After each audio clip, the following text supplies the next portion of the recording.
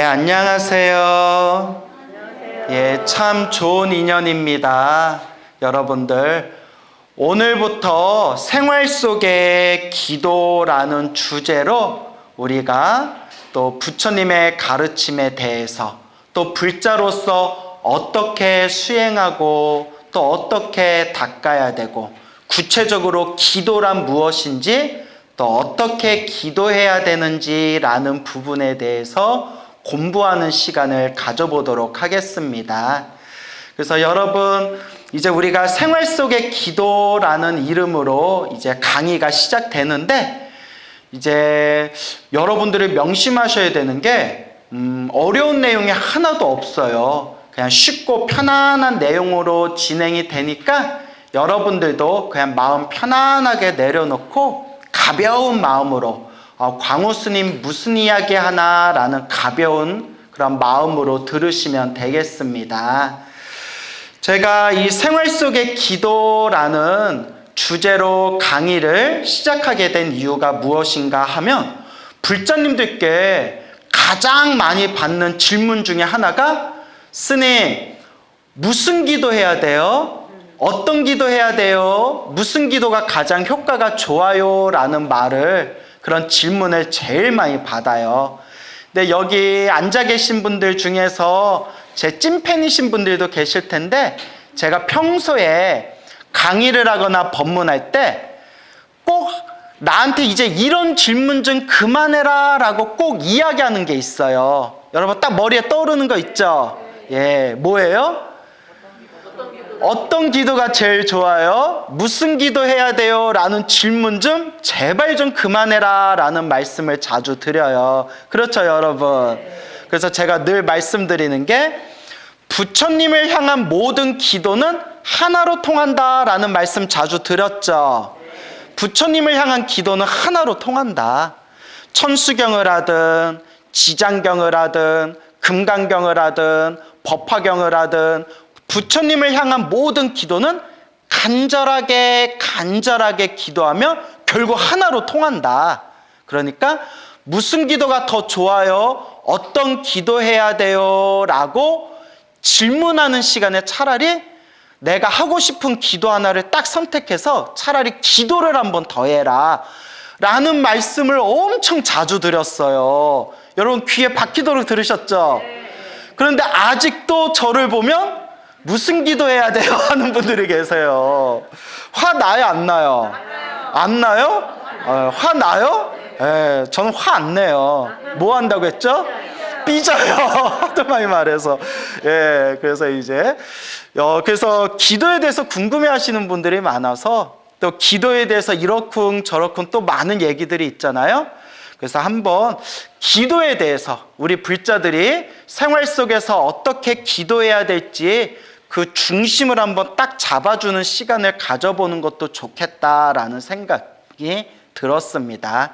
그래서 생활 속의 기도라는 주제로 우리가 이제 가벼운 공부를 시작하게 될 텐데, 근데 여러분 꼭 명심할 게 있습니다. 제가 여러분들한테 이제 이런저런 기도에 대해서 말씀을 드리겠지만 제 말이 꼭 정답은 아니다라는 말씀을 드리고 싶어요.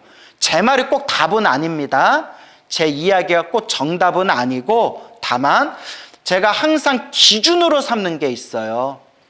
우리 불자들은 반드시 수행할 때, 공부할 때 우리 불제자들은 반드시 부처님 말씀, 부처님 경전에 근거를 둬야 된다. 부처님 말씀, 경전에 의지해서 닦아야 된다라는 말씀을 수없이 드립니다. 여러분들 혹시 경험하셨는지 모르겠는데, 아마 법문이나 강의를 많이 들으신 분들은 경험을 하셨을 거예요. 저도 불교 공부하다가 많이 겪는 그런 상황이기는 한데, 큰 스님들마다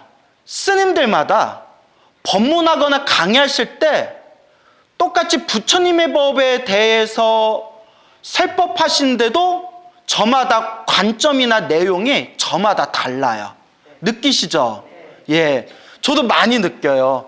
한국 불교 큰 스님이 법문하시는 내용, 중국 불교 큰 스님이 법문하시는 내용, 티베트 불교 큰 스님이 법문하시는 내용, 미얀마 큰 스님이 법문하시는 내용 보면 똑같은 불교는 불교인데 그 불교를 바라보는 관점이나 그 부처님 가르침을 풀어나가는 관점이 저마다 다릅니다. 우리 한국의 스님들도 예를 들어 불교대학에서 강의를 하실 때 A라는 스님, B라는 스님, C라는 스님 이 세 분의 스님의 강의를 들었을 때 똑같이 부처님 가르침에 대해서 강의를 하고 계시는데도 내용이 조금씩 달라가지고 불자들이 굉장히 헷갈리거나 혼란스러울 때도 있어요. 그렇죠? 그래서 제가 그런 질문을 많이 받잖아요. 스님, 불교 공부를 하는데 부처님 법을 가르쳐 주시는 분들마다 말씀이 조금씩 다르거나 내용이 조금씩 다를 때가 있어요. 저희들이 좀 헷갈려요. 혼란스러워요. 라고 할 때 제가 항상 드리는 말씀이 내 얘기도 믿지 말고 저분 말도 믿지 말고 누구 말씀을 의지해라? 그냥 부처님 말씀을 의지해라. 그냥 경전의 말씀을 100% 믿고 의지해라. 경전의 말씀만 믿으면 중간은 가요. 어디는 간다? 중간은 가요. 그래서 스님을 한 글자로 뭐라고 해요? 중이라고 하잖아요. 너무 오버인가요? 네? 그래서 스님들이 가는 식당이 무슨 식당이에요? 중식당. 맞나? 예. 제 말 너무 신경 쓰지 마세요. 어쨌거나 이와 같이 부처님 말씀, 부처님 경전에 근거를 둬서 우리가 부처님 법을 닦아야 된다. 그래서 저도 항상 신도들한테 법문하거나 강의할 때 제 마음속의 기준이 부처님 경전이에요. 부처님 경전에 이와 같이 말씀하셨다. 부처님 경전을 해석한 논서에서 이와 같이 말씀하셨다라는 걸 저는 항상 기준으로 둡니다. 하지만 그렇다 하더라도 똑같은 부처님 경전이나 똑같은 부처님 법문도 우리 스님들마다 부처님 가르침을 공부하는 분들마다 견해가 다를 수가 있어요. 마지막에는 결국 하나로 모이지만 그 하나의 정상에 올라가기 위해서는 여러 과정들이 있잖아요. 그래서 여러분들도 저한테 강의를 들으실 때 제 말이 꼭 정답이다라고는 생각하지 마세요. 알겠죠? 저는 최대한 부처님 경전의 말씀을 근거로 삼아서 여러분들에게 부처님 법을 전달하겠지만 저도 실수할 수도 있고 착오할 수도 있기 때문에 제 말을 꼭 정답으로 여길 필요는 없습니다. 그래서 저도 신도분들한테 법문을 많이 들어라 라는 말씀을 드려요. 법문을 많이 듣고 이분은 이렇게 말씀하시고 저분은 저렇게 말씀하시고 또 요분은 요렇게 말씀하시는구나. 골고루 듣다 보면 견문이 넓어지게 돼요. 그래서 우리 선제 동자가 53분의 선지식을 찾아다니면서 깨달음의 법에 대해서 견문이 넓어지는 것처럼 여러분들도 법문을 골고루 듣다 보면 처음에는 헷갈리고 혼란스럽겠지만 항상 기준을 딱 세우면 돼요. 누가 기준이다? 부처님 말씀이 기준이다. 부처님 말씀을 기준으로 딱 세워서 이 스님은 이런 관점에서 얘기하시는구나. 저 스님은 저런 관점에서 얘기하시는구나. 이렇게 견문을 넓히시고 골고루 법문을 많이 들으시면 돼요. 단 내가 잘났다라는 사람 법문은 듣지 마세요. 왜냐하면 제 경험상 제가 25년 동안 출가자 생활을 하면서 승려로 이제 살아오면서 저도 여러분들의 법문을 듣고 강의를 들었잖아요. 내가 잘났다, 내가 깨달았다라고 말하는 사람 치고 제가 제대로 된 사람을 못 봤어요. 진심. 전문 용어로 레알이라고 하죠. 레알. 내가 잘났다, 내 말이 무조건 맞다, 내가 깨달았다 라는 사람 치고 제대로 된 사람 못 봤어요. 그래서 저한테는 손이 하나 더 있다고 했죠. 무슨 손? 겸손. 제 컨셉이 겸손이에요. 그래서 실제로 겸손하지 못하는데 컨셉이나마 이제 항상 겸손해지도록 노력하는데 그런 강의만 조심하시면 돼요. 알겠죠? 그래서 골고루 법문 들으세요. 우리 스님들 좋으신 법문 많잖아요. 골고루 법문을 들으시고 중요한 것은 항상 무엇의 기준을 둬야 된다? 부처님 말씀, 경전의 기준을 둬야 됩니다. 항상 경전에 내가 기준을 세우겠다라는 걸 꼭 명심하시기 바랍니다. 그래서 이제 경전의 말씀을 우리가 공부하면서 우리가 배우게 되는 첫걸음이 바로 인과법이에요. 무슨 법? 인과법. 다른 말로 인연법이라고 돼요. 무슨 법? 우리 앞에 펼쳐진 행복도 불행도 누가 지은 업의 인연이다? 내가 지은 업의 인연이다. 귀가 아프도록 들으셨죠? 내 앞에 펼쳐진 좋은 인연도 나쁜 인연도 누가 지은 업의 인연이다? 내가 지은 업의 인연이다. 결국 누가 닦아야 된다? 내가 닦아야 된다는 거예요. 이거는 부처님 말씀이에요. 저는 항상 경전에 있는 걸 근거로 둔다고 했죠? 내가 뿌린 씨앗을 내가 그 열매를 얻게 되는 것이다. 모든 게 일어나고 사라지고 일어나고 사라지는 내가 지은 업의 인연, 모든 것이 다 인연법의 흐름이다. 인연의 흐름이다. 그래서 불교 공부를 제대로 하면, 불교 공부를 올바르게 하면 세상에 원망할 사람이 있다 없다? 없어요. 세상에 원망할 사람이 없어요. 나를 이렇게 힘들고 괴롭고 답답하게 만든 저 인간을 만난 것 자체가 누가 지은 업이다? 내가 지은 업이라는 거예요. 승질 같아서는 확 모가지 따다가 대웅전 뒤에다 묻어버리고 싶은데, 근데 저런 인간을 만난 게 누구 업이래요? 내 업이래요. 근데 처음에는 막 믿겨지지가 않아요. 납득이 안 돼요. 내가 전생에 뭐였는지도 모르고, 내 전생 기억도 안 나고, 전생이 있는지 없는지도 모르는데, 내가 기억도 안 나는데 내가 무슨 업을 지었다고? 왜 다 내가 지은 업이라고 하지? 저놈이 나쁜 놈인데 저 나쁜 놈을 만난 게 왜 내가 지은 업이라고 하지? 그러니까 불교를 믿으면 호구가 되는 느낌이에요. 그러잖아요. 내 탓이요, 내 탓이요. 내가 지은 내 업이요, 내 탓이요. 이 호구도 이런 호구가 없어요. 호구 중에 호구를 전문용어로 뭐라고 하죠? 쌍호구라고 하죠. 네? 상호구라고 해요. 상호구. 네, 상호구. 왕호구.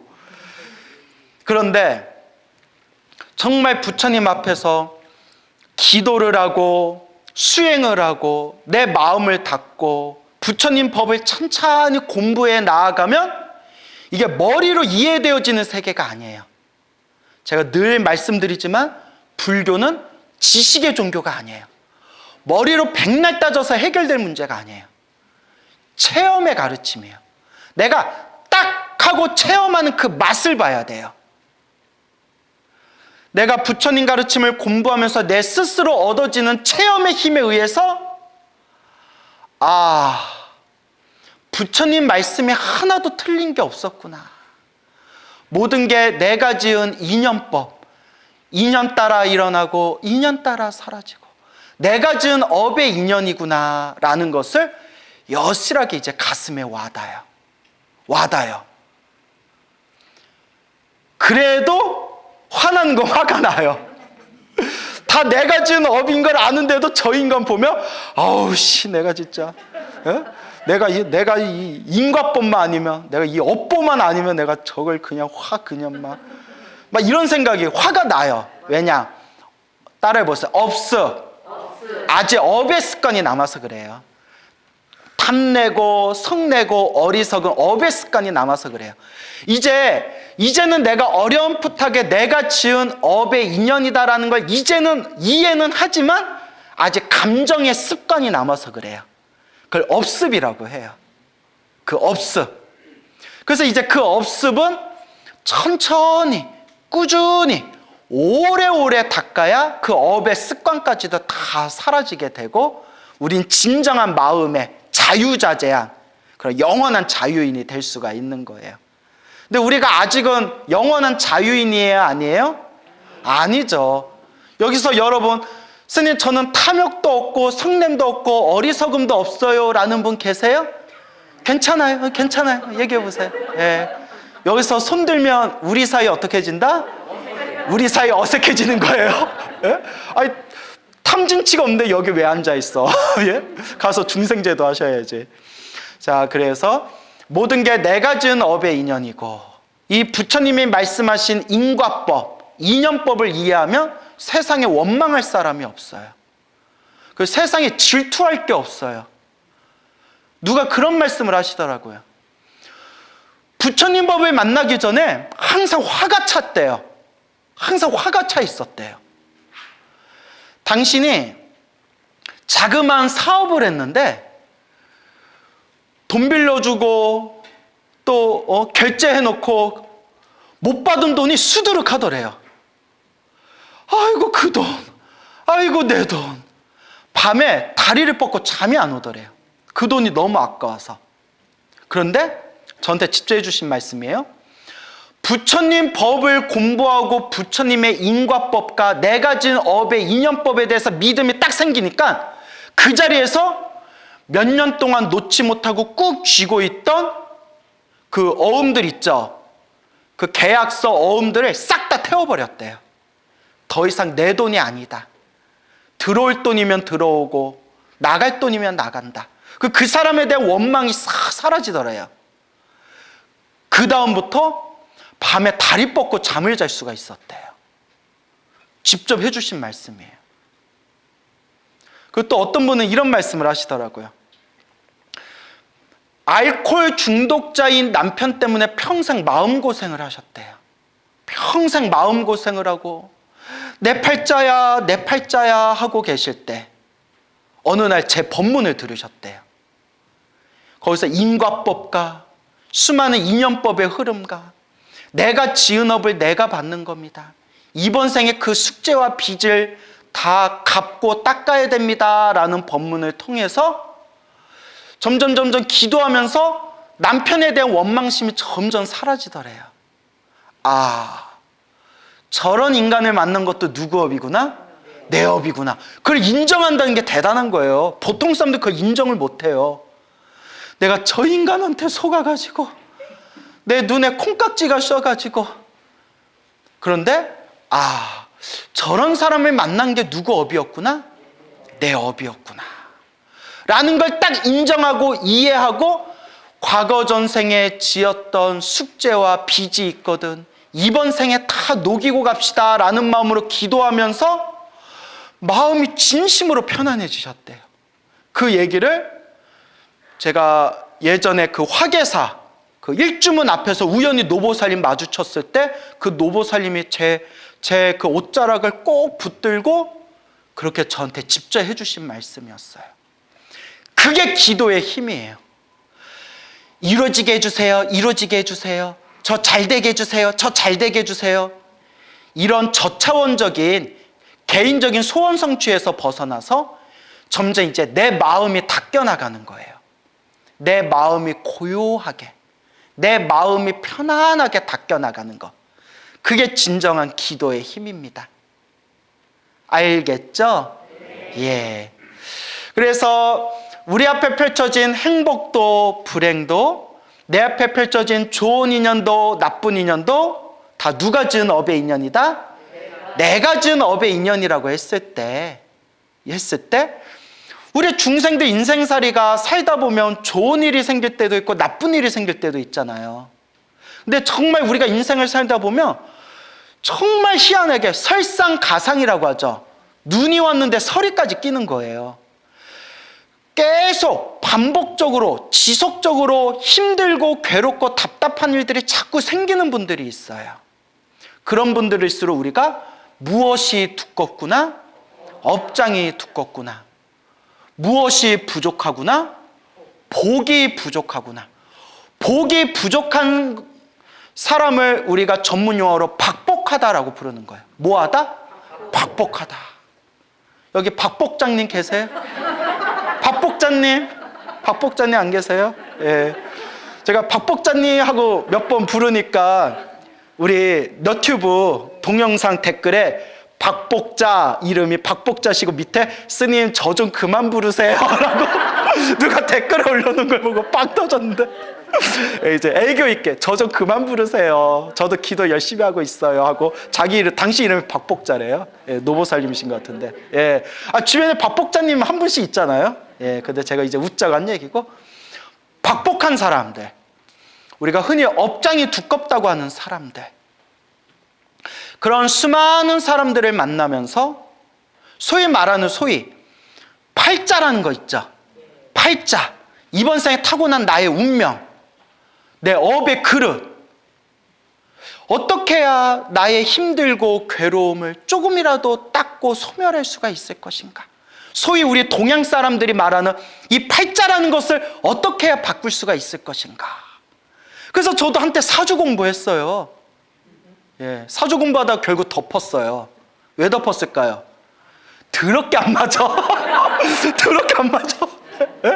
아예 안 맞더라고요. 예, 그래서 또 이렇게 얘기하면 또 어떤 분은 스님이 공부가 부족해서 그런 겁니다 하실 수 있겠지만, 제가 늘 얘기하지만 사주팔자는 100% 맞다 안 맞다? 안 맞아요. 100% 안 맞아요. 제가 공부해보고 제가 그 아주 몇십 년 동안 그냥 사주 공부 많이 하셔가지고 전국에서 막 둘째, 셋째라면 서러워하시는 그런 분들하고도 얘기를 나눠봤지만 사주팔자는 100% 맞을 수가 없어요. 그래서 제가 보지 말라는 얘기는 안 해요. 저도 심심하면 가끔 봐요. 예, 저도 뭐 주변에 우리 스님들이나 신도분들 중에 저 사주팔자 좀 배웠습니다 하면 제가 딱 첫 마디가 뭘까요? 저 좀 봐주세요. 어떻게 저 좀 잘 풀릴까요? 예, 근데 그냥 취미로는 보세요. 뭔 얘기인지 알죠? 취미로만 딱 보시고, 안 보면 더 좋고, 불자가 안 보면 더 좋고, 보더라도 취미로만 보고, 결국 제가 이러한 제 나름대로의 공부를 통해서 늘 말씀드리는 부처님 경전에 근거를 둬서 큰 스님들의 수없는 법문을 통해서 제가 얻은 운명을 바꾸는 법, 내 팔자를 바꾸는 법 10가지를 밝혀냈어요. 이른바 운명을 바꾸는 10대 법칙. 이야, 이렇게 보고 되게 거창하다. 그런데 사람들한테 초창기 때 그 10대 법칙을 얘기해 주니까 기억을 해요, 못해요? 나는 우리 불자도 이렇게 머리가 나쁜 줄 몰랐어. 10가지를 기억을 다 못해요. 그래서 대충 우리 불자님들 성향을 봤더니, 한국은 가위바위보 해도 몇 판? 3세판. 그렇죠. 뭐든지 3세판이잖아요. 그러니까 그리고 우리 한국 사람은 하루에 몇 개? 3끼. 그렇죠, 여러분. 그리고 우리는 굉장히 잘생기고 멋진 사람을 보면 뭐라고 표현해요? 삼삼하다라고 하잖아요. 이거 잘라주세요. 이거 잘라주세요. 예, 이미지 관리. 예, 웃자고 한 말이에요. 예, 사람들의 이제 성향을 보니까, 사람들의 성향을 보니까 3가지는 기억하더라고요. 그죠, 여러분? 그래서 그 10대 법칙을 3대 법칙으로 제가 줄였어요. 10대 법칙을 3대 법칙으로 딱 줄였어요. 3가지는 기억하겠지. 3가지는 기억하겠지 해서 3대 법칙으로 딱 줄인 운명을 바꾸는 법, 내 팔자를 바꾸는 법 3대 법칙이 항상 여러분들한테 귀가 따갑게 드린 말씀이죠. 첫째, 기도를 많이 해라. 참회 기도를 많이 해라.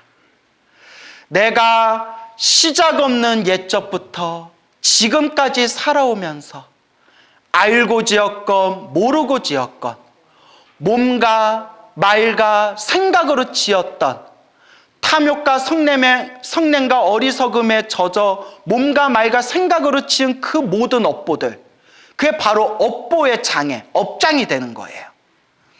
거룩하신 부처님, 시작 없는 옛적부터 알고 지었건 모르고 지었건 탐욕과 성냄과 어리석음에 물들어 몸과 말과 생각으로 지은 모든 업을, 모든 악업을, 모든 나쁜 업을 참회합니다 라는 마음으로 참회 기도를 많이 해라.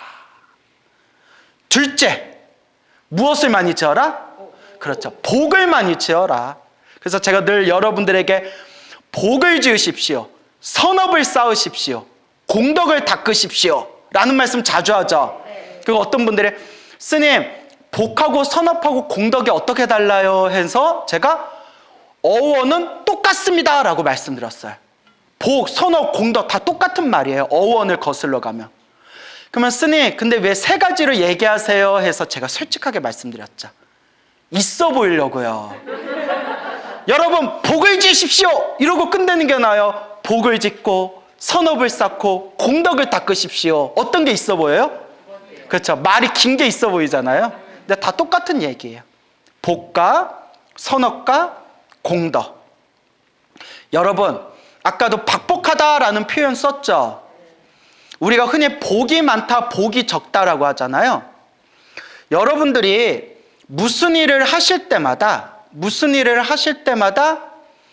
내가 원하는 일들이 더 쉽게 술술 풀릴수록 뭐가 많은 사람이다? 복이 많은 사람이다. 근데 내가 원하는 일들이 자꾸 장애가 생기고 막히고 원하지 않는, 뜻하지 않은 힘들고 괴로운 일들이 자꾸 생기게 되면 그런 사람일수록 뭐가 적은 사람이다? 복이 적은 사람이다 라고 이야기하는 거예요. 결국 중생은 다 복대로 살아요, 여러분. 제 얘기가 아니라 부처님의 말씀이고 큰 스님들 말씀입니다. 중생이 다 뭐대로 살아가더라? 싹 다 복대로 살아가요. 다 복대로 살아갑니다. 모든 중생이 다 자기 업보대로 살아가는구나. 중생이 다 복대로 살아가는구나 라는 걸 딱 이해하고 인정하는 순간 내 마음이 편안해져요. 질투심이 사라져요. 부러워하고 질투하는 마음이 생겨도 아, 저 사람은 무엇을 많이 지었구나? 전생에 복을 많이 지었구나. 이번 생에 자기가 지은 복대로 이번 생에 살아가는 거구나. 인정을 할 수 있게 돼요. 근데 질투의 분노, 질투의 번뇌, 질투의 어리석음이 강한 사람일수록 지가 뭐가 잘났는데 저렇게 뭐 남편 하나 잘 만난 것 같고 뭐 처갓댁 하나 잘 만난 것 같고 자식 하나 잘 낳은 것 같고 아이고 뭐 지가 뭐가 잘난데 뭐 이런 마음이 뭐 스물스물 올라오는 거예요. 그 스스로를 괴롭히는 거예요. 자꾸 비교를 하게 되니까. 자꾸 누군가를 비교하고 누군가를 잣대를 두고 내 자신을 자꾸 스스로 괴롭히는 거예요. 상담하면서 그런 분들을 많이 만났어요. 하지만 모든 존재가 그냥 다 자기 복대로 살아간다. 착한 놈이건 못된 놈이건 전생에 지은 복대로 살아간다. 다음 생에 상을 받건 벌을 받건 이번 생은 어쨌거나 자기가 지은 복대로 살아간다라는 걸 딱 인정하니까 뭐가 사라져요? 비교하는 마음, 질투하는 마음이 점점 사라져요. 그리고 모든 중생이 복대로 살아갑니다라는 부처님 말씀을 딱 인정하는 순간 남을 비교하는 마음에서 점점 남 비교하고 욕할 시간에 차라리 내가 무엇라도 하나 더 짓자? 내 복이라도 하나 더 짓자라는 마음이 생기게 돼요. 결국 중생은 뭐대로 살아간다? 복대로 살아간다. 또 이 말 듣고 또 여기 동대문에 가가지고 아줌마 여기 복대 큰 것 좀 줘보세요. 이거 더 큰 거 없어요? 저거 한번 봐봐요. 아니 뭐 하시는데 그렇게 복대 큰 걸 찾아요? 아, 나 아는 쌤이 복대로 산대요. 이러면 이제 미치고 팔짝 뛰는 거예요. 네? 복대로 살아간다. 그러니까 무엇을 많이 지어라? 복을 많이 지으십시오. 선업을 쌓으십시오. 공덕을 닦으십시오. 그 다음에 마지막 세 번째가 제일 중요하다고 했어요. 이게 제일 중요해요. 우리 절에 오래 다니신 노보살님이나 불자님들 보면 정말 기도 열심히 하고 정말 막 공양 많이 올리는 그런 불자님들을 많이 봐요. 정말 많이 보지만 대부분의 불자들이 이것만큼은 잘 안 돼요. 사실 저도 많이 부족한 부분이에요. 그래서 더 열심히 하려고 노력하는 부분이에요. 가장 중요한 세 번째, 3대 법칙의 가장 중요한 법칙 세 번째, 무엇을 잘 써라? 마음을 잘 써라. 마음을 잘 닦아야 된다. 그래서 부처님의 모든 법문을 모아놓은 것을 팔만대장경이라고 하죠. 팔만대장경을 한 글자로 만들면 뭐라고 하죠? 마음심자. 결국 마음이에요. 마음. 내 팔자를 바꾸고 싶다면, 내 운명을 바꾸고 싶다면 세 가지를 명심하십시오. 첫째, 기도를 많이 해라. 둘째, 복을 많이 지어라. 셋째, 마음을 잘 써라. 이 마음을 잘 닦아라. 이 세 가지에 내 운명을 바꾸는 모든 법칙이 다 들어 있습니다. 머리로는 알지만 잘 돼요, 안 돼요? 잘 안 되죠. 스님 저 잘 돼요 하면 또 우리 관계 어떻게 돼요? 어색해져요. 예? 예. 그래서 이 세 가지 잘 안 되지만, 그래서 제가 좋아하는 표현이 꾸준히라는 표현을 좋아해요. 어떻게? 꾸준히. 내 힘 닿는 만큼 하세요. 막 잘해야지 이렇게 막 강박관념 속에 스스로를 막 괴롭히지 마시고 할 수 있는 만큼만 하세요. 하루에 3,000배를 하기는 어려워요. 3,000배, 하루에 3,000배 못한 걸로 스스로 괴로워하지 마시고 몇 배라도 꾸준히 해라?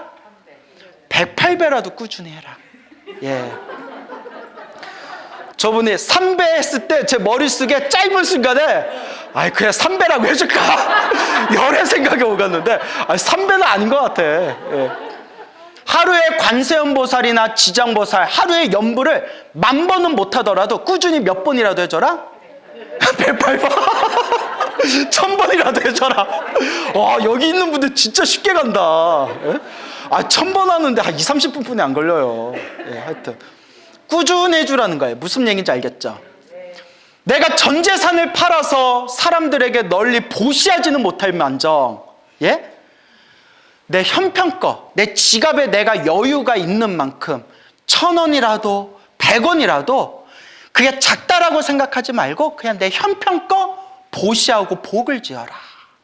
그리고 당장 내 나쁜 그런 업의 습관이 당장은 바뀌지 않더라도 꾸준히 닦는 마음으로 내 마음을 자꾸 어떻게 변화시켜라? 점점 부처님이 말씀하신 지혜와 자비의 마음으로 조금씩이라도 점점 변화시켜라. 그러니까 꾸준히 하는 게 중요해요. 어떻게 하는 거? 꾸준히 하는 거. 꾸준히가 중요합니다. 꾸준히가 좋으세요? 예, 부담이 덜하죠, 확실히. 자, 꾸준히가 중요해요. 사람들이 이런 얘기를 해요. 마음만 깨치면 부처다. 그렇죠? 마음만 깨치면 부처다. 맞는 말이에요. 맞는 말입니다. 틀린 얘기 아니에요. 마음만 깨치면 부처다. 맞는 말인데 제가 아니라 우리 큰 스님들이 하신 말씀이에요. 실제로 마음만 딱 깨쳐서 부처된 사람을 봤다 못 봤다? 못 봤대요. 솔직한 얘기잖아요. 우리는 경전이나 큰 깨달음을 얻으신 선지식 말씀에서 마음만 깨치면 부처다, 이 마음만 깨치면 부처다라는 말을 귀가 따갑도록 들었지만 실제로 마음을 깨쳐서 그냥 딱 부처 되신 분은 못 봤대요. 마음만 깨치면 부처다. 이론은 맞아요. 하지만 현실적으로는 지독한 수 없는 과거 전생에서부터 지었던 지독한 업의 습관이 있다. 그게 바로 업습이라는 겁니다. 그래서 경전에서는 석가모니 부처님께서 나는 마음을 깨치는 순간 부처가 되었다 라고 표현하시는 게 아니라 나는 그대들과 똑같은 중생이었지만 삼아승직업을 닦았다라고 표현이 나와요. 몇 겁을 닦았다? 삼아승직업을 닦았다. 아승직업, 우주가 3번 생기고 우주가 3번 사라지는 것을 삼아승직업이라고 불러요. 우주가 몇 번 생겨요? 그 우주가 몇 번 사라져요? 예. 우주가 3번 생기고 우주가 3번 사라질 동안 그걸 삼아승직업을 닦아서 저렇게 완벽한 지혜와 자비와 신통과 복덕을 갖추신 저렇게 완전 무결한 부처님이 되셨다. 그 완전 무결을 불교에서 뭐라고 표현하느냐? 원망구족이라고 해요. 뭐라고 한다? 원망구족. 완전해졌다는 뜻이에요. 그래서 이와 같이 꾸준히 닦아 나아가는 것. 그게 참 중요한 부분입니다. 그래서 제가 평소에 수많은 법문가 강의에서 내 업을 바꾸고 싶다면, 내 팔자, 내 운명을 바꾸고 싶다면 3가지를 기억해라. 기도를 많이 하고 복을 짓고 마음을 잘 닦아라 하며 꼭 빠지지 않고 나오는 내용이 무슨 기도해야 돼요? 야, 이거는 항상 꼬리표처럼 달라붙더라고요. 그들에서 항상 그런 무슨 기도해야 돼요? 라는 질문과 함께 기도에 대한 이런저런 그런 어떤 질문들을 받을 때 기도에 대해서 좀 뭔가 중심을 세워줄 수 있는 완전 왕초보를 위한 그런 어떤 기도에 대한 자세한 강의를 한번 해야 되겠다라는 생각이 늘 있었어요.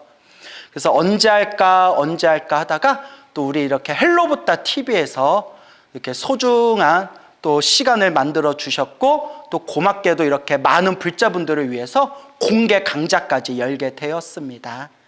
그리고 여러분들이 이렇게 부처님의 가르침을 공부하면서 늘 말씀드리는 거지만 불교는 지식의 종교가 아니에요. 그렇죠? 네. 여러분 머리로는 불교에 대해서 백날 알아도 현실에서 가정에서 사회에서 인간들과 자꾸 부딪히고 불꽃이 튀길 때 머리로 이해한 불교적인 가르침이 힘을 써요, 못 써요? 잘 못 써요. 머리로는 다 알지만 잘 못 써요. 결국 내가 체험한 나의 내공이 있어야 돼. 무슨 공? 내공이 있어야 돼. 내가 닦고 쌓아 올린 나의 내공이 있어야 됩니다. 그래서 여러분들과 함께 우리 불자들이 이 생활 속에서 어떻게 기도를 닦아놔야 될 것인가 라는 부분에 대해서 정말 그냥 왕초보 입장에서 설명을 드릴 거예요. 왕초보 입장에서 설명을 드리는데, 그래서 이제 선택한 교재가 일타 스님의 생활 속의 기도법이라는 교재예요. 그래서 어떻게 책이 다 준비되셨나요? 책이 없어도 그냥 귀로 들으셔도 돼요. 그래도 이왕이면 책이 있으면 더 좋겠죠? 눈으로 보고 귀로 설명을 듣고. 이 생활 속의 기도법이 제가 1999년도에 머리 깎고 출가를 했을 때 그때 이 책을 봤었어요. 근데 너무나 쉽고 정말 유치원생한테 입에다가 이렇게 밥을 떠주듯이 너무나 자상하게, 너무나 어려운 말 한마디도 없이 핵심만 그냥 일목요연하게 이렇게 짚어주시는 일타큰 스님의 그런 법문이 담겨져 있는 생활 속의 기도법이라는 책을 보고 저도 상당히 많은 도움이 됐고 또 많은 불자님들에게 권유를 했습니다. 그래서 이 생활 속의 기도법, 효림 출판사에서 나온 생활 속의 기도법, 이 책이 불교계 스테디셀러예요. 그리고 참 책은 얇지만 내용이 좋은데 나 이 책 보고 더 깜짝 놀란 게 책값이 싸. 엄청 싸죠, 여러분. 이렇게 좋은 내용이 있는데 내용이 엄청 좋은데 책값이 엄청 싸가지고 좀 더 받아도 되겠는데 싶을 정도로 참 이 책에 커피 한 잔 값이면 됩니다. 아메리카노 한 잔 값이면 살 수 있는 책이에요. 그래서 불교계 스테디셀러기 때문에 우스갯소리로 그런 얘기예요. 절에 오래 다니신 불자님들 치고 책장에 이 책 없는 불자님이 없다 할 정도로 나 없는데 지금 이러시는 분 계시는 건가? 순간 막 이런 소리 들렸던 것 같은데. 그래서 이 책이 정말 그냥 쉬워요. 쉬워서 선택한 거예요. 우리 불자님들 어려운 거 좋아요? 싫어요? 싫잖아요. 그래서 정말 왕초보를 위한 생활 속에 우리가 어떻게 기도해야 될 것인가 라는 부분에 대해서 효림 출판사 일타 스님이 쓰신 생활 속의 기도법이라는 책을 교재로 약 한 3개월 정도 제가 중간중간 여러 가지 부연 설명을 드리면서 여러분들과 함께 생활 속의 기도라는 주제로 우리가 공부를 해 나아가도록 하겠습니다. 어떻게 기대가 많이 되세요? 네. 기대가 많이 되세요? 네. 예, 그래요. 그래서 앞으로 여러분들이 또 많이 또 격려해 주시고, 중요한 것은 이렇게 머리로 이해하는 것보다는 결국 누가 닦아야 된다? 내가 닦아야 된다. 내가 기도해야 된다. 그리고 제가 직접적으로 누구라고 말씀드릴 수는 없지만, 여러분 제가 그 방송에서 그 엄청 신비로운 가피를 받으신 불자님들 이야기 많이 해드렸죠. 그때 방송에서 말씀드렸던 그 생생한 가피를 체험하신 실제 주인공 분들이 몇 분 여기 앉아 계세요. 근데 제가 누군지는 사생활이라서 말씀 안 드리겠지만 몇 분 앉아 계세요. 또 오늘 이렇게 와주셨네요. 결국 내가 닦아야 됩니다. 그리고 어떻게 닦아야 되는지에 대한 부분은 우리가 차근차근 공부해 나아가도록 하겠습니다. 알겠죠? 네. 생활 속의 기도라는 이제 주제로 우리가 공부를 시작하는데, 먼저 오늘은 기도라는 명칭에 대해서 한번 생각을 해봅시다. 그 기도라는 의미에 대해서, 그 명칭에 대해서 한번 짚어보는 시간을 가져볼게요. 기도할 때 기자가 바랄 기자예요. 바라다. 도자는 무슨 도자일까요? 도를 아십니까? 네? 얼굴이 맑으세요. 도에 관심 있으세요? 예? 자, 빌도자예요. 빌도. 빌다. 기자도 무슨 기자? 빌기. 예, 맞아요. 바랄기, 빌기. 도자도 바랄도, 빌도자예요. 바라다, 빌다라는 뜻이에요. 빌다. 그래서 빌다. 그러니까 어떤 분이 이런 얘기를 하세요. 불교에는 기도라는 단어가 없다. 바라고 비는 것은 어떤 초월적인 존재한테 막 바라고 비는 것이지, 불교는 마음을 깨치는 종교이기 때문에 기도, 빌다라는 단어가 없다. 기도라는 단어가 없다라고 얘기하시더라고요. 라고 저도 알고 있었는데 찾아보니까 있어요, 없어요? 있어요. 예, 그러니까 뭐든지 정확히 찾아봐야 돼요. 그래서 요새는 그 우리 8만 대장경이 다 인터넷에 디지털화되어 있어요. 그래서 딱 검색만 누르면 쫙 이제 어느 경에 이런 단어가 나온다는 걸 쫙 찾아볼 수가 있어요. 그래서 많지는 않지만 기도라는 단어를 딱 8만 대장에서 찾아보니까 많지는 않지만 기도라는 단어가 있다 없다? 있어요. 한문으로 된 대장경에 기도라는 단어가 있어요. 여러 개가 있어요. 그 중에 밀교 경전에 가지기도라는 표현이 나와요. 따라해보세요. 기도. 가지기도. 가지가 뭘까요? 오늘은 가지무침이나 할까 저녁에? 뭐 이러시면 큰일 나요. 가피의 다른 말이에요. 가지랑 가피랑 같은 뜻이에요. 그러니까 절에 다닌 지 몇 년인데 이러시면 어떡해요. 예? 자, 그래요. 그래도 와준 것만도 고마워요. 예, 늘 와준 것만도 고마워요. 예, 피곤하면 뒤에서 좀 주무세요. 예. 이불은 없고. 자, 그래서 가지는 가피의 다른 말이에요. 가피. 불보살님에게 은혜 받는 걸 가피라고 하잖아요. 그러니까 가지 기도하면 가피를 받기를 모아옵니다. 빕니다. 바라옵니다. 그래서 가지기도라는 단어가 밀교경전에도 나와요. 한문으로 다 번역할 때 기도라는 단어를 썼어요. 그리고 기도라는 단어보다 더 많이 쓰인 표현이 있어요. 기청이란 표현이 있어요. 따라해보세요. 기청. 기도할 때 도자가 발할도, 빌도자로 했죠? 기청할 때 청자도 빌청자예요. 청할 청, 발할 청, 빌청이란 뜻이에요. 그러니까 같은 뜻이에요, 여러분. 그래서 기청이란 단어가 나와요. 빌기, 빌청. 그리고 또 기구라는 표현도 많이 나와요. 무슨 구? 기구. 구자도 구할 구, 바라다, 빌다라는 뜻이 있어요. 그러니까 기도라는 단어도 쓰였지만 기도라는 단어하고 똑같은 의미로 기청, 기구, 기념, 기원 등등의 표현이 팔만대장경에 쫙 나와요. 그러니까 기도라는 단어는 원래 불교 한문대장경에 원래 있는 용어다, 없는 용어다? 있는 용어예요. 알겠죠?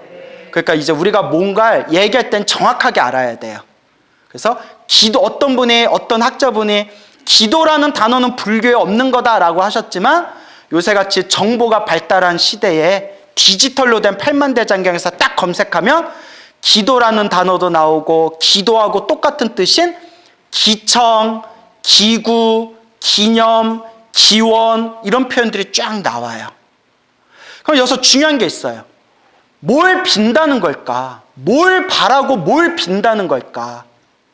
누군가의 말대로 불교는 깨달으면 종교인데 깨달으면 그뿐인데 우리가 본래 부처라는데 뭘 빈다는 거냐? 뭘 바란다는 거냐? 라고 했을 때 중생들 살아가는 인생이 너무 힘들어요. 그죠, 여러분? 정말 중생들 살아가는 인생이 힘들어요. 그냥 마음만 딱 깨쳐서 우리가 부처되면 정말 기도할 필요가 없어요. 하지만 여러분들 태어나서 늙고 병들어서 죽을 때까지 살아가는 동안에 얼마나 많은 일들이 일어나요. 사랑하는 사람 못 만나서 괴롭고 미운 놈 자꾸 봐서 괴롭고 얻고자 해도 얻을 수 없어서 괴롭고 숱한 그런 어려움과 난간들 속에서 모든 중생을 제도하고자 서원을 세우신 불보살님께서 이 고통 속에 괴로움에 빠진 중생들을 보면 마음이 어떻게 하겠어요? 그렇죠. 그 짠하다는 표현이 바로 연민심이라고 합니다. 뭐라고 한다? 연민심. 애틋하게, 불쌍하게 바라는 마음. 그래서 자비라고 할 때, 스님, 자비가 뭡니까? 라고 할 때, 자비라고 할 때 자자가 사랑 자자고 비자가 슬플 비자예요. 왜 슬퍼요? 고통받는 중생을 보면 막 슬픈 거예요, 부처님이. 너무 슬프니까 저 고통받는 중생들을 구제하지 않으면, 저 괴로움에 빠진 중생들을 구해주지 않으면 당신들이 너무 힘든 거예요. 그래서 슬플 비자예요. 그래서 왜 부처님은 부처님이 되셨냐? 그걸 비라고 표현합니다. 티베트 불교에서는 비, 슬플 비. 모든 중생에 빠진 괴로움, 모든 중생들의 그 빠져있는 그 괴로움을 있는 그대로 꿰뚫어 보면서 중생을 향한 한없는 슬픔으로 모든 중생을 저 괴로움에서 구제하고자 하는 마음으로 부처님은 부처님이 되신 것이다. 그래서 부처님의 뿌리를 연민심이라고 해요. 우리 한문식 표현으로는 자비심이라고 하죠. 자비심, 연민심. 모든 중생을 구제하고자 하는 그 간절한 마음.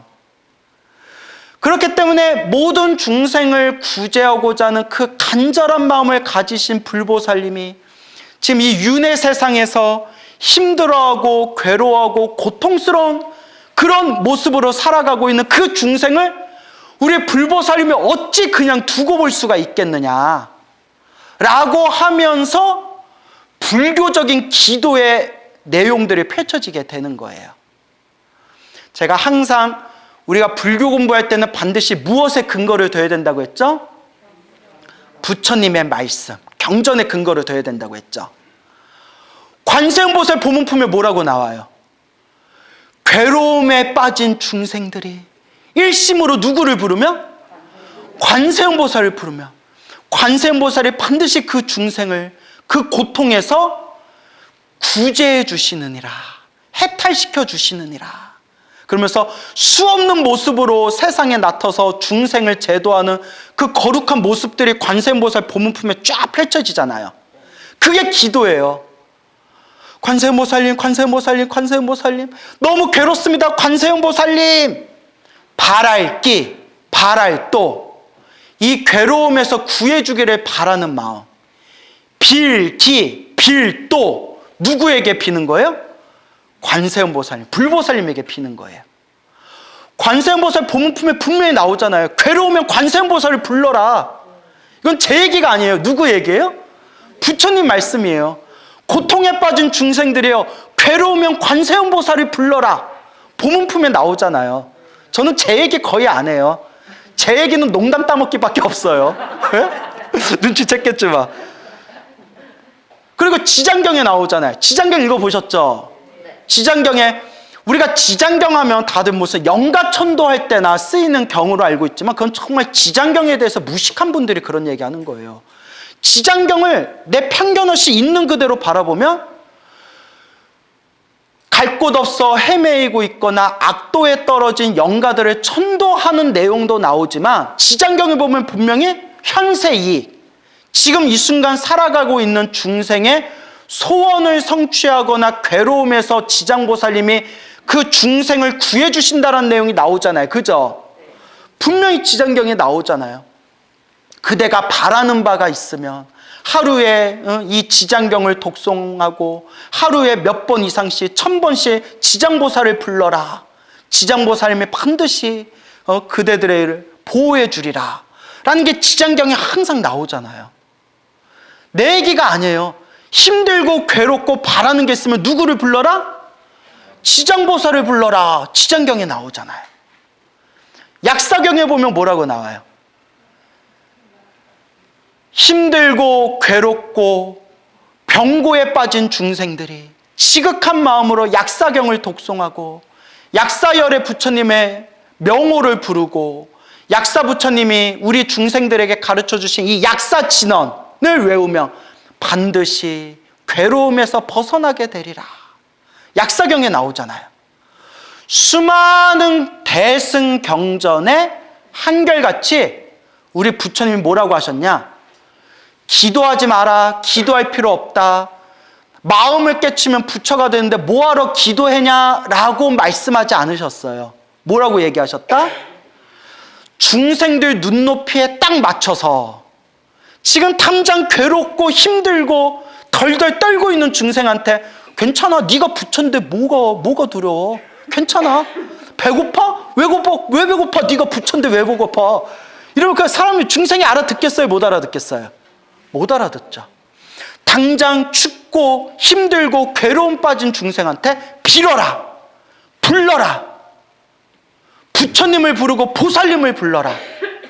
반드시 그대를 고통에서 구해 주리라 라고 대승경전에서 한결같이 말씀하셨습니다.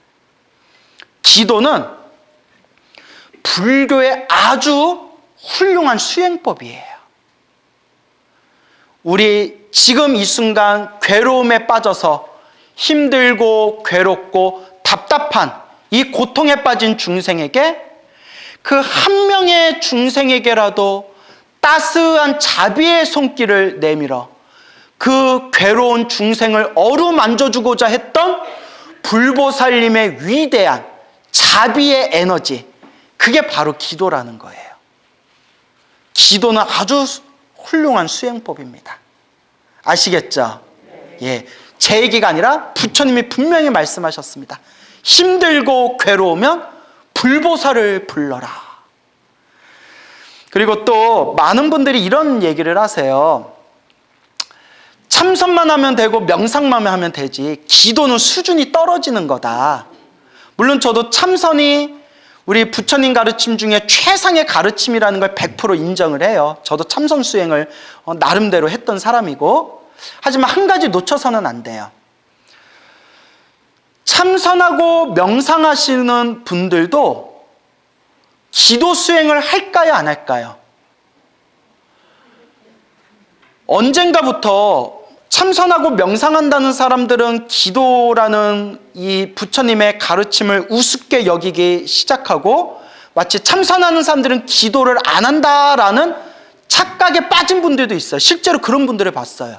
하지만 뭐든지 근거가 있어야 된다고 했죠. 역대 참선이나 명상을 수행했었던 역대 선지식들의 그런 어떤 수행의 모습들을 살펴보면 참선을 하시던 선승들도 기도를 했다라는 기록이 많이 나와요. 자, 부처님 너무나 많지만 부처님 때로 한번 거슬러 볼까요? 요새 불교 명상이나 이런 게 요새 많이 유행하잖아요. 부처님 당시에 비구 스님들, 여러 명의 비구 스님들이 부처님께 수행 주제를 받고, 지금으로 치면 화두 같은 걸 받은 거죠. 수행 주제를 받고 이 수십 명의 비구 스님들이 깊은 숲속에 들어가서 이렇게 수행을 하셨대요. 수행을 하셨는데 그 숲에 원래 살고 있었던 숲의 신들이 있었대요. 경전에서 목신이라고 나와요. 무슨 신? 예, 나무에 붙어 사는 신들, 목신, 숲의 신들이, 아니 스님들이 공부하겠다고 자기네들 숲에 들어와서 안 나가는 거예요. 그러니까 여러분들 개인 사유지에 모르는 사람들이 우르르 와서 몇 날 며칠 동안 텐트 쳐놓고 안 나가면 기분이 어떡하겠어요? 짜증날 거 아니에요. 그래서 목신들이 마음으로 앙심을 품어요. 야, 우리가 저 스님들을 괴롭혀가지고 빨리 내쫓아 버리자. 그래서 목신들이 밤마다 막 귀신의 모습으로 나타나거나 괴물의 모습으로 나타나거나, 밤마다 막 히히히히히 막 이렇게 경전에 나와요. 히히히히 막 이렇게 막 귀신 목소리를 내가지고 스님들을 공포에 덜덜 떨게 만들어서 스님들을 다 내쫓아 버려요. 수십 명의 스님들이 부처님이 계신 사원으로 돌아옵니다. 세존이시여, 저희들이 왔습니다. 부처님은 이 모든 걸 다 꿰뚫어 보셨지만 일부러 물어보세요. 다 아시면서 일부러 물어보세요. 그대들이여, 안거가 끝나지도 않았는데 어찌하여 이렇게 빨리 돌아왔느냐. 그 부처님께 그 숲에서 있었던 일들을 그대로 부처님께 자초지종을 설명해요. 그때 부처님께서 내가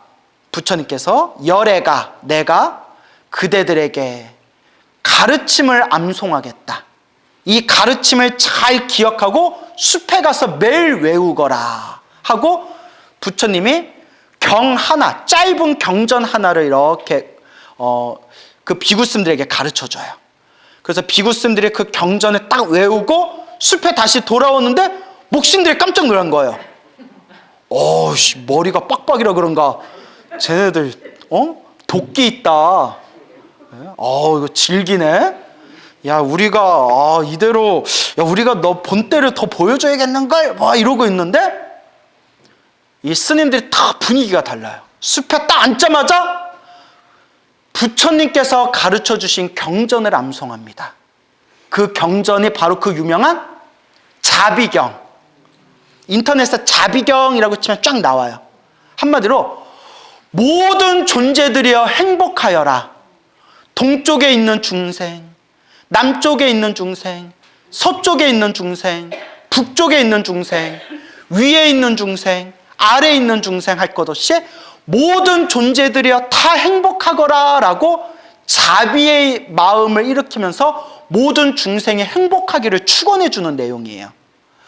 그 경전을 읽는 순간 그 숲이 진동을 일으키면서 목신들의 그 마음이 다 풀어지면서 이렇게 훌륭하신 스님들을 우리가 괴롭히려 했다니 하고 참회하면서 그 스님들이 오로지 수행에만 전념할 수 있도록 옆에서 그 목신들이 그 스님들을 안거가 끝날 때까지 지극정성으로 옆에서 시봉했다고 합니다.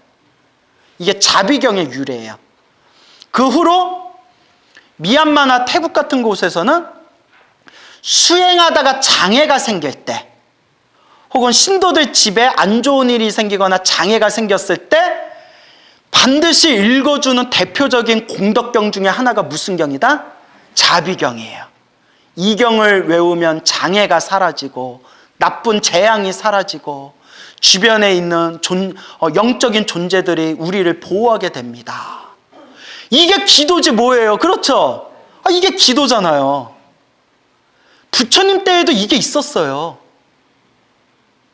부처님 당시에도 명상하던 수행자들도 부처님께 직접 이 자비경이라는 이 가르침을 받고 수행을 하다 장애가 생길 때, 주변에 안 좋은 일이 생길 때 이 자비경을 독송하였다. 플러스 이와 관계되어 있는 살면서 장애가 생겼을 때 외우는 경전들이 부처님 초기 경전 때부터 내려오는 게 있어요. 그래서 무슨 길상경, 보석경, 사천왕들의 이름을 부르는 사천왕경, 이런 것들이 부처님 때부터 내려왔다라는 기록이 있어요. 또 우리가 흔히 참선하는 사람들은 기도할 필요가 없다 이렇게 착각하는 분들이 있잖아요. 천부당 만부당 아주 큰 오류를 범하고 있는 거예요. 선사들 중에서도 기도했다는 자료가 많다고 했죠. 근데 그 이야기가 너무 길어지니까 대표적인 얘기 하나만 해드리자면, 예전에 오래전 중국의 큰 총림, 큰 사찰을 총림이라고 불러요. 큰 총림 사찰에 스님들이 수행을 하고 있었는데, 그 스님들이 살고 있는 절에 전염병이 돌아요. 촥 전염병이 도니까 스님들이 픽픽 쓰러져서 일어나질 못하는 거예요. 백방으로 약을 써도 일어나질 못하니까 그때 그나마 몸이 조금 건강했던 스님들이 이거는 약으로 고칠 수 있는 병이 아닌가 보다. 이거는 전생의 업보로 인해서 생긴 업병인가 보다. 오로지 부처님께 기도를 해서 가피를 받아야 된다 해서 지극정성으로 관세음보살을 연부를 했대요. 관세음보살 지극정성 연부를 하는데 호련히 비몽사몽에 누가 나오셨다? 광우스님? 그럴 리는 없겠죠? 관세음보살님이 나타나셔서 딱 이렇게 얘기하시는 거예요. 그대들이 겪고 있는 이 역병은 과거 전생에 지었던 악업, 나쁜 업보 때문에 생긴 병이다. 이 병을 소멸하려면 능엄주밖에 없다. 대중들은 지극정성 능엄주를 일심으로 독송해라 라고 비몽사몽의 관세음보살님이 다 얘기하고 사라지시는 거예요. 아니, 우리 같으면 관세음보살 나타나신 김에 좀 더 이렇게 뿅 하고 이렇게 좀 치료해 주시면 되는데, 역시 인생은 공짜가 있어요, 없어요? 없어요. 능엄주를 외워라. 그 관세음보살 현몽을 하고 난 뒤에 그 대중들이 사찰에서 지극정성으로 능엄주를 독송하니 얼마 지나지 않아서 그 절에 있던 역병들이 사라지고 쓰러졌던 대중스님들이 건강을 회복하였다 라는 그 설화 때문에 중국 불교에서는 새벽마다 능엄주를 외우는 게 정식 일과가 됐대요. 정식 일과가 됐고, 나중에는 선종 사찰에서도, 나중에는 참선을 하는 선종 사찰에서도 새벽에는 능엄주를 외우고 저녁에는 예불대 참회문, 108참회문을 외웠대요. 그 옛날 자료를 보시고 성철 스님께서 그때부터 사람들에게 능엄주를 시키고 108배를 시켰던 거예요. 그래서 우리나라를 대표하는 최고의 선승이 바로 성철 스님이시지만, 성철 스님도 제자들에게, 신도들에게 항상 기도해라 기도해라 하면서 아비라 기도를 스스로 만드셨어요. 아비라 기도라고 아시나요? 엄청 빡센 기도 있어요. 엄청나게 뻑세요. 그래서 능엄주 외우고 옴 아비라 훔칸 스바하 법신진언 외우고, 그 다음에 이제 108참회문, 이렇게 예불대 참회문 외우면서 108참회 하는 걸 하루에 6번을 하는 거예요. 근데 장괴합장이라고 해서 무릎을 세운 상태에서 허리를 세워가지고 합장해서 주문을 외우는데 5분만 해도 뼈마디가 달달달달달 떨려요. 그걸 30분을 해야 돼요. 해본 분 없나요? 해본 사람 없어요? 와준 것만도 고마워요. 아유, 그래요? 기도가 아비라 기도만 있나요? 근데 우리나라 최고의 선사였다는 성철 스님도 스스로 아비라 기도라는 걸 만들고 스님들에게도 능엄주를 항상 시키셨어요. 그리고 우리가 공부할 생활 속의 기도법이라는 책의 뒷부분에 나오는 내용이지만, 중간 부분에 나오는 내용이지만, 그 몇십 년 전에 금오라는 스님이 계셨어요. 금오라는 큰 스님이 계셨는데, 이 스님도 오로지 참선만 할 뿐이지 평소에 기도를 무시하셨대요. 기도 같은 건 수준 낮은 사람들이나 하는 거야. 머리 깎고 출가면 오직 할 것은 참선밖에 없다라는 참선주의자셨는데, 뭐든지 경계에 부딪혀 봐야 돼요. 자기가 쓴맛 단맛을 한번 봐야 돼요. 이 책에 나오는 내용인데 짤막하게 얘기하면, 금오 스님이 만주에 건너가시다가 산적 마적대로 오인을 박아가지고 감옥에 갇혔는데, 누명이 벗겨지겠지 몇 날 며칠을 기다려도 감옥에서 꺼내줄 생각을 안 하더래요. 그러다가 나중에 들은 소식이 뭐 외교적인 문제도 있고 이것저것 엮여 있기 때문에 그냥 감옥에 갇힌 김에 그냥 그걸로 그냥 끝내려고 한다라는 얘기를 들은 거예요.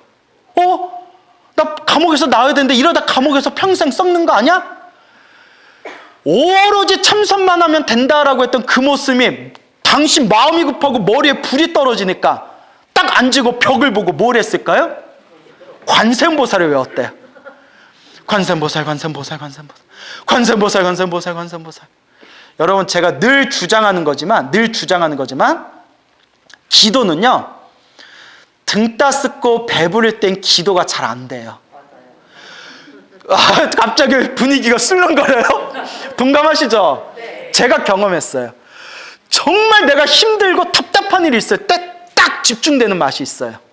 그리고 부처님, 이것만 잘 해결되면 제가 더 열심히 기도하겠습니다 해놓고 다시 배부르고 등 따스게 되면 어떻게 돼요?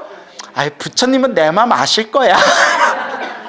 중생들 마음 비슷하죠? 그거 평소에 참선을 열심히 하던 스님이니까 집중력이 얼마나 뛰어나겠어요. 금오 스님께서 벽 보고 오로지 그냥 자나깨나 관세음보살, 관세음보살, 관세음보살, 관세음보살, 관세음보살, 관세음보살, 오로지 관세음보살을 딱 부르는 순간 3일 밤낮이 지난 뒤에 웬 모르는 처음 보는 사람이 지나가다가 창문에 있는 그 쇠창살을 쑥 뽑아주고 가더래요. 이게 말이야, 당나귀야? 모르는 사람이 이렇게 지나가다가 쇠창살을 쑥 뽑아주고 그걸 휙 가더래요. 그리고 그 구멍을 통해서 나와가지고 이제 무사히 도망가게 되었다. 그러면서 금오 스님께서 평소에 이 이야기를 제자분들에게 얘기하면서 참선하는 수자도, 참선하는 스님들을 수자라고 불러요. 참선하는 수자도 그래도 가끔씩 뭐 하는 게 좋더라? 기도하는 것이 좋다. 참선하신 분들도 기도를 많이 하신 분들이 많습니다. 결국 기도라는 것은 개인적인 욕심에서 시작해요. 많은 불자분들, 특히 어머님 되는 많은 불자님들이 처음 절에 딱 발을 딛거나 기도를 열심히 시작하게 된 첫 계기가 통계적으로 가장 많은 게 언제냐? 대학 수능 때. 자식들한테 뭐라도 도움이 될까 싶어서 수능 때 절에 다니기 시작했다. 수능 때, 자식 수능 때 정말 본격적으로 기도를 시작했다라는 불자분들이 의외로 많아요. 그죠? 그래서 오죽하면 어느 어른 스님이 우스개로 우리나라는 수능이 사라지면 한국 사찰 반토막 날 거야. 이런 얘기까지 우스개로 하실 정도로. 그렇게 기도를 우리가 해 나아갈 때 처음 계기는 개인적인 욕망 때문에 기도하는 거예요.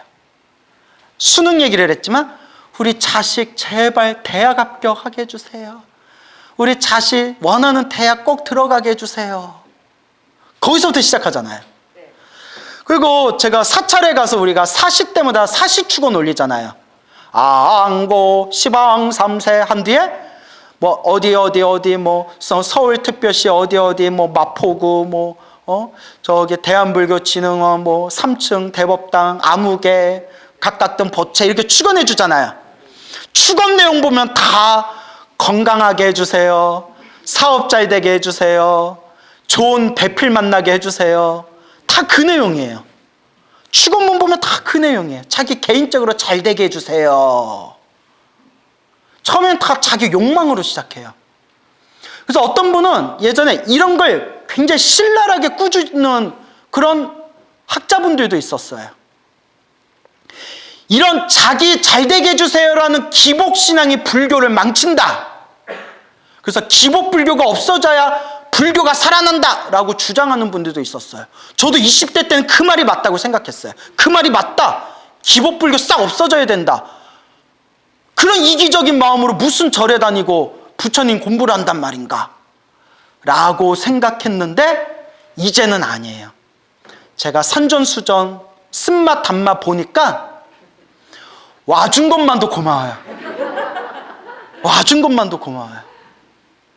자, 티베트에 유명한 큰 스님이 계세요. 티베트에 유명한 큰 스님이 계신데 누가 이런 질문을 던졌어요. 스님, 기복불교에 대해서 어떻게 생각하십니까?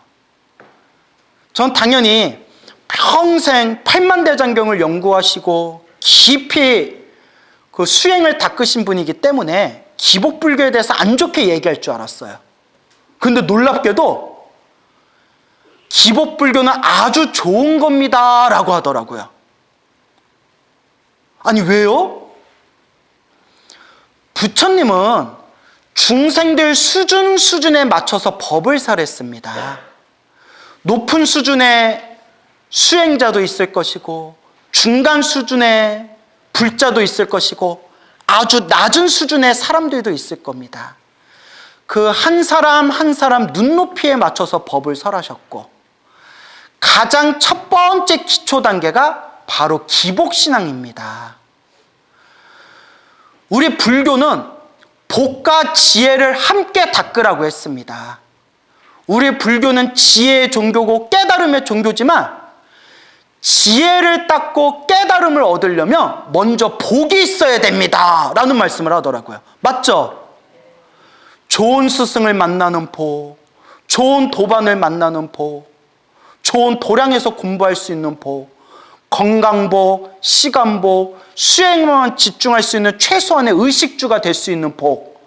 복이 있어야 수행도 할 수 있고 지혜도 닦을 수 있고 깨달음도 성취할 수가 있습니다. 내 복을 쌓는 그 첫걸음이 기복신앙입니다. 비록 내 가족, 나의 욕망을 위해서 절에 다니면서 공약물을 올리지만 어쨌거나 보시를 하는 것 자체가 내 복을 쌓는 겁니다. 그리고 사람들 수준은 저마다 차이가 있기 때문에 기복신앙일지언정 절에 와서 부처님께 절이라도 한번 하고 부처님을 향해서 기도라도 한번 더 하면 그게 부처님과 인연이 되어가지고 결국 언젠가는 기복신앙으로 절에 왔다 하더라도 언젠가는 그 인연이 결국은 성불할 수 있는 큰 깨달음의 인연으로 이어지게 될 겁니다. 그러니 절에 와서 부처님께 공양을 올리고 절을 올리고 기도 한 번이라도 더 하는 불자들을 우리가 칭찬할지언정 기복신앙이라고 무시해서는 안 됩니다. 내가 이걸 듣고 깜짝 놀랐어요. 이야, 공부하신 큰 스님들은 다르구나. 이런 관점에서 생각할 수가 있구나. 그래서 제가 입버릇처럼 하는 얘기가 뭐한 것만도 고맙습니다. 와준 것만도 고맙습니다. 부처님 도량에 와서 부처님 가르침 한 번이라도 들은 공덕으로 여러분들은 깨달음을 얻을 수 있는 인연을 심게 되었습니다 라고 말씀드리는 거예요. 동감이 되십니까? 안 돼요 하면 우리 관계 어떻게 돼요? 어색해지는 거죠. 그래서 기복신앙이라 하더라도 기도하는 건 좋은 거예요. 그래서 저는 여기서 내 수준을 조금씩 높여서 요새 많이 불자분들에게 드리는 이야기가 내 개인적인 소원을 위해서 기도하되 우리 아이 잘 되게 해주세요. 우리 남편 잘 되게 해주세요. 우리 가족 건강하게 잘 되게 해주세요. 기도를 하되 기도의 마지막은 반드시 무엇으로 끝내라? 그렇죠. 사홍서원으로 끝내라 라고 말씀을 드리는 거예요. 중생을 다 건지오리다. 번뇌를 다 끊어오리다. 법문을 다 배우오리다. 불도를 반드시 이루오리다. 내 개인적인 욕망을 위해서 기도해도 좋으니까 기도 마지막은 반드시 무엇으로 마무리해라? 사옹서원으로 마무리하십시오. 그렇게 내 수준을 점점 높여나가는 거예요. 그래서 어느 불자님한테 굉장히 감동적인 기분 좋은 편지를 받았어요. 어느 거사님이셨는데 짧게 요약하면 이런 내용이에요. 너무 살아가는 게 힘들고 답답하고 궁해가지고 혹시나 해서 이 종교 저 종교 기웃기웃 거리다가 불교를 만났대요. 그리고 매일매일 기도를 했대요. 부처님, 돈 많이 벌게 해주세요. 부처님, 제발 저 대박나게 해주세요. 그래서 부처님, 저 돈 많이 벌게 해주세요. 사업 잘 되게 해주세요. 대박나게 해주세요. 라고만 비니까 마음에 좀 찔리더래요. 그래서 뭐라고 하나 더 붙였냐면, 부처님, 저 돈 많이 벌게 해주시고 대박나게 해주세요. 저 잘 되면 갚을게요. 부처님이 예? 저 잘 되면 갚을게요. 아우, 좀 돈 좀 많이 벌게 해주세요. 그런 마음으로 절에 몇 년 다니면서, 그러면서 기도하고 절에 다니다 보니까 부처님 가르침이 뭘까? 불교가 뭘까? 라는 생각이 들더래요. 그래서 자꾸 법문도 듣고 강의도 듣고 경전도 보고 몇 년 부처님의 가르침을 한 단계 한 단계 공부하면서, 그래도 이분이 좀 난 사람이에요. 자, 결론이 그분이 지금 어떻게 기도하느냐. 저 잘 되게 해주세요. 저 돈 많이 벌게 해주세요. 라는 기도는 일체 안 하고 오직 하나. 모든 중생이 행복하게 해주세요. 모든 중생이 행복하게 해주세요. 오직 그것만 기도한대요. 당신 마음도 이렇게 변할 줄 몰랐대요. 근데 그분 말씀이, 광우스님이 그러지 않았습니까? 스님 법문에 보니까 그런 내용 나오지 않습니까? 나도 중생이고 내 가족도 중생이고 모든 존재가 중생이기 때문에 모든 중생 행복하게 해주세요 라는 거에 누가 들어간다? 나도 들어가고 내 가족들도 들어간다. 그 얘기를 듣고 제가 그렇게 마음에 잔잔한 울림이 오더라고요. 불과 몇 년 전만 하더라도 대박 나게 해주세요. 돈 많이 벌게 해주세요. 빌기만 하니까 찝찝해서, 그래요 부처님, 돈 많이 벌면 내가 좀 갚을게요 부처님. 먹었으면 토해내야죠. 믿고 한 번만 밀어주소. 막 이런 했던 분이 부처님의 가르침을 공부하면서 저 잘 되게 해주세요. 저 돈 많이 벌게 해주세요. 라는 개인적인 욕망의 수준에서 벗어나서, 부처님, 제가 바라는 건 하나밖에 없습니다. 모든 중생이 행복하게 해주세요. 그리고 그 거사님의 마지막 말씀이, 스님, 희한합니다. 희한합니다. 아, 왜요? 나 잘 되게 해주세요 했을 때는 느끼지 못했는데 모든 중생이 행복하게 해주세요 기도하니까 일이 더 잘 풀립니다. 마음이 더 편안합니다. 스님, 이게 진짜 가피인 것 같습니다. 제가 그냥 졸업하라고 했어요. 내가 더 이상 내가 해줄 말이 없다. 졸업하십시오. 기도는 개인적인 욕망에서 시작해요. 비는 거예요. 빌기, 빌도. 일단 비는 거예요. 빌고 빌고 빌다 보니까 비워져요. 멋있지 않아요? 네. 네. 내가 만든 말이에요. 이거 얘기하면서 우와 이럴 줄 알았는데 다들 아무 반응이 없어서 빌고 빌고 빌었더니 뭐해지더라? 비워지더라. 그게 공이에요. 공 안에 모든 게 꽉 차 있대요. 그게 바로 공의입니다. 기도는 훌륭한 수행법입니다. 여러분의 개인적인 소원과 욕망을 위해서 얼마든지 기도하십시오. 거기서부터 시작하는 거예요.